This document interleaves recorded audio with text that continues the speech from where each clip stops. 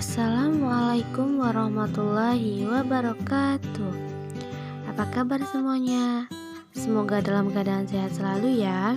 Hari ini kita akan belajar mengenai pengujian reliabilitas instrumen dengan menggunakan metode belah dua. Sebelum itu, kita harus mengetahui apa itu reliabilitas. Nah, reliabilitas adalah suatu keakuratan dan ketepatan dari suatu prosedur pengukuran.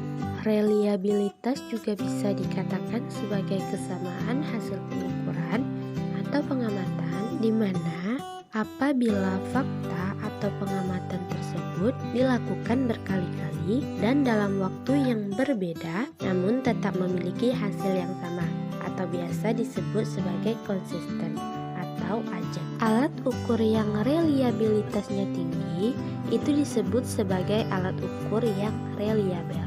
Selanjutnya, di sini ada tabel klasifikasi koefisien reliabilitas. Di sini bisa kita lihat bersama ya, di mana semakin tinggi koefisien reliabilitasnya, maka semakin tinggi pula integrasi atau kriteria instrumen tersebut dan pastinya dapat diandalkan. Di dalam mencari reliabilitas instrumen, dapat menggunakan rumus-rumus yang bermacam-macam. Bisa menggunakan rumus Sperman-Brown, rumus Flanagan, dan rumus-rumus yang lainnya. Namun, pada kali ini kita akan menggunakan rumus Sperman-Brown dengan rumus yang sudah tertera. Di sana dapat kita lihat RI itu merupakan koefisien reliabilitas instrumen keseluruhan dan juga RP itu korelasi produk momen antar belahan. Sehingga untuk mencari koefisien reliabilitas internal keseluruhan item, kita terlebih dahulu mencari korelasi produk momen antar belahan terlebih dahulu. Rumusnya sama dengan waktu kita mencari pengujian validitas instrumen. Di sini kita akan menggunakan metode belah dua, di mana metode ini dapat kita lakukan dengan dua cara pembelahan, yaitu pembelahan ganjil genap dan juga pembelahan awal akhir. Dikatakan pembelahan ganjil genap yaitu pembelahan atas item-item genap dan juga item-item ganjil. Contohnya, misalkan kita mempunyai 10 bulir pertanyaan. Untuk item pertanyaan 1, 3, 5, 7, dan 9 itu merupakan pembelahan ganjil. Dan untuk item pertanyaan 2, 4, 6, 8, dan 10 itu merupakan pembelahan genapnya. Untuk pembelahan awal akhir itu adalah pembelahan atas item-item awal dan item-item akhir.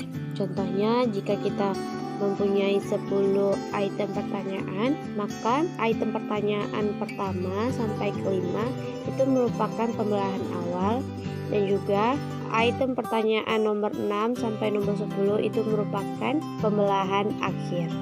Agar lebih jelas, maka kita akan masuk dalam contoh soal.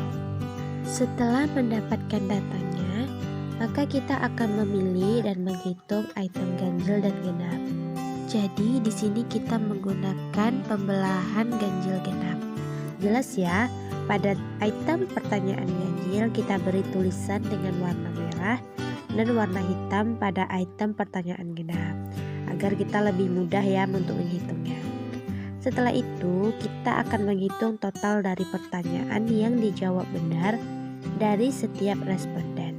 Total skor tersebut dibuat atau kita hitung agar ketika kita menghitung item pertanyaan ganjil dan genap lebih mudah, sehingga kita juga akan lebih teliti dalam menghitung.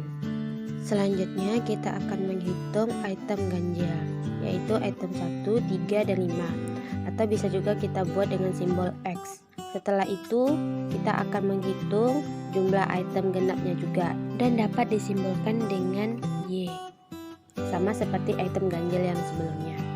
Setelah itu kita akan menghitung X kuadrat dan juga Y kuadratnya. Lalu kita akan mengalihkan X dan Y. dan akan dapat hasil seperti yang ada pada tabel yang telah tersedia. Selanjutnya, kita akan menghitung korelasi produk momen dan dapatlah hasil yaitu 0,33 sebagai korelasi produk momennya. Nah, ini masih menunjukkan reliabilitas setengah teks. Untuk menghitung keseluruhan, kita akan menggunakan rumus Sperman-Brown yaitu RI sama dengan 2 dikali RB per 1 ditambah RB.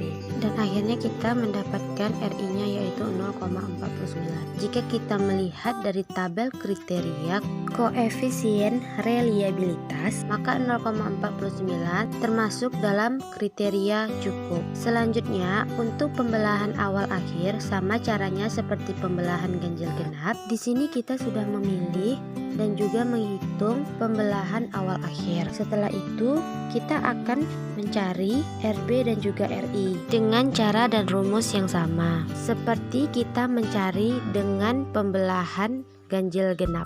Sekian materi kita hari ini. Semoga apa yang sudah saya sampaikan dapat dipahami, dan apabila ada kata-kata saya yang salah, saya mohon dimaafkan. Terima kasih atas segala perhatian, dan semoga video kali ini bermanfaat untuk kita semua. Saya akhiri. Wassalamualaikum warahmatullahi wabarakatuh.